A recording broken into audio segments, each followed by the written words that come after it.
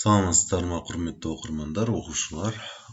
Бүгін бізде математикадан облыстық олимпиада есебі 2014-2015 оқу жылында келген 11 сыныптар үшін мына теңсіздік кез келген натурал n саны үшін мына теңсіздік 1 бөлінген 2-нің квадраты плюс 1 бөлінген 3-нің квадраты плюс n-ге дейін жалғасады.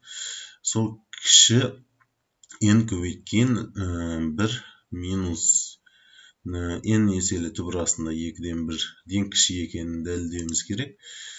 Осы теңсіздіктің дұрыс екенін дәлелдеп беруіміз керек. Енді бұл жерде облыстық олимпиада есебі шамалы күрделі болуы мүмкін. Дәлелдеу үшін мен мынандай ыңғайлылық нәрсе істеп алайын. Жақшаны ашайық. Бұл жерде енді 1-ге және енді мына өрнекке көбейтейік. Енді теңсіздіктің сол бөлігінде тұрғанды оң жағы, оң жақта тұрғанды сол жаққа кері тамғамен өткізіп алайын. Ыңғайлылығы үшін бұл жерде осындай өрнек пайда болады. Енді бұл жерде n дегенімізді былай жазуға болады. 1 қосу 1 қосу 1 деп n рет жазуға болады. Бұл жерде 2-ден басталған үшін n плюс 1 дегенімізбен n-іміз теңеседі.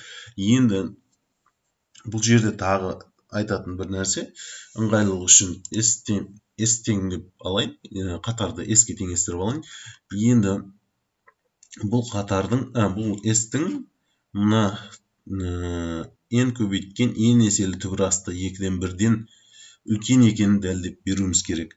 Енді бұл жерде мына бірінші тұрған өрнекті ортақ бөлім берейін. 2-нің квадраты минус 1 болады. Оны біз қысқа көбейту формуласын білеміз. a минус b, a плюс b. Яғни ортақ бөлім берсек, 2-нің квадраты минус 1 дегені 2 минус 1, 2 плюс 1 деп жазуға болады. 3-нің квадратынан ортақ бөлім берсек, 3-нің квадраты минус 1-ді, ал мына 3 минус 1, 3 плюс 1 деп жазуға болады. Сол сияқты n плюс 1-ге дейін жалғасады. Енді бұл жерде тағы s-ті шамалы түрлендірсек, мысалы 2-ден 1-ді азайтсақ 1, 2-ге 1-ді қоссақ 3. Осылай қатарымыз жалғасады. 2, 4, сол сияқты. Енді бөлім 2 көбейту 2, 3 көбейту 3, сол сияқты жалғасады.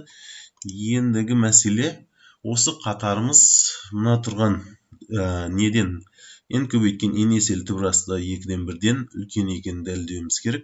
Бұл жерде бізге арифметикалық орта мен геометриялық орта деген түсінік көмектеседі. Яғни осы форманы қолданайын.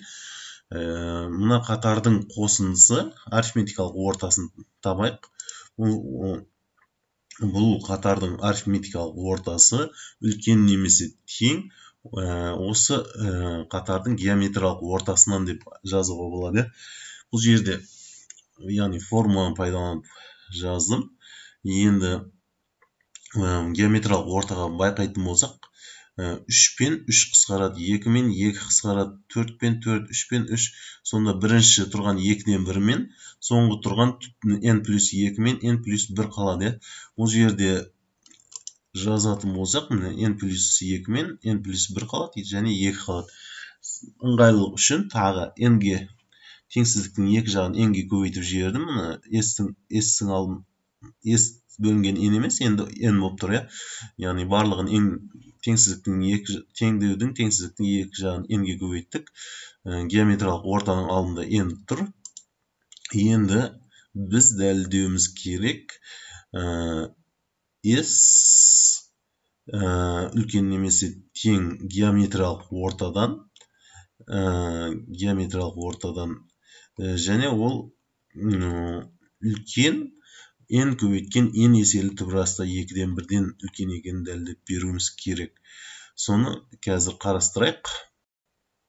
Есепте мына нәрсе пайдаланайық. Бізде мына геометриялық орта, мына берілген n көбейткен n еселі түбір астында 2-ден 1-ден үлкен екенін дәлелдеу үшін, яғни n натурал сан болған үшін, теңсіздіктің екі жағын n натурал оң сан болған үшін, теңсіздіктің екі жағын n-ге қысқартып жіберейін, бөліп жіберейін, және n еселі түбірге құрту үшін дәрежелеп жіберейік.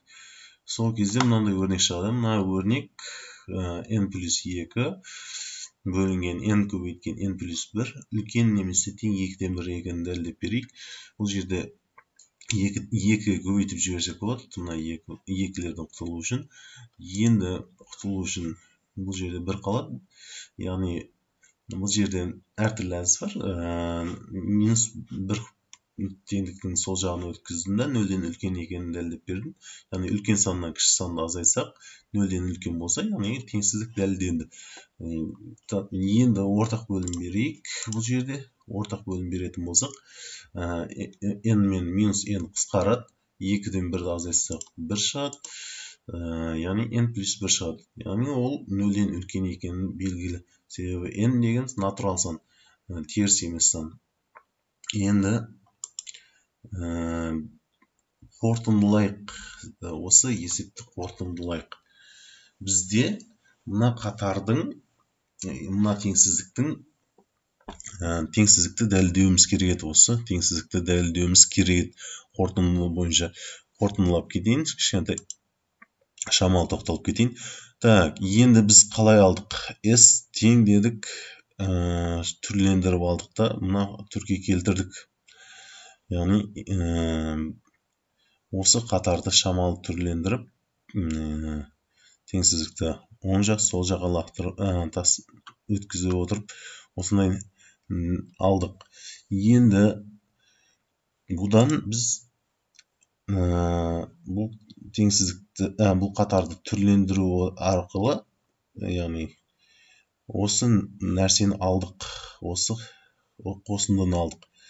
Бұл қосындымызды геометриялық ортадан үлкен деп алдық. Сол нәрсе мына өрнекпен біз бағаладық. Және бұл геометриялық ортамыз мына n көбейткен n еселі түбір астында 2-ден 1-ден үлкен екенін дәлелдеп бердік. Яғни біздегі қатарымыз, есіміз n көбейткен n еселі 2-ден 1-ден үлкен екені белгілі болды. Сонымен теңсіздікті дәлелдеп шықтық. Тыңдағандарыңызға рахмет. Комментарий, түсініксіз жерлер болса комментарий жазып, лайк басып, қолдап отырыңыздар. Каналымыз жақында ашылды. Сол үшін сіздерден көп үміт күтемін.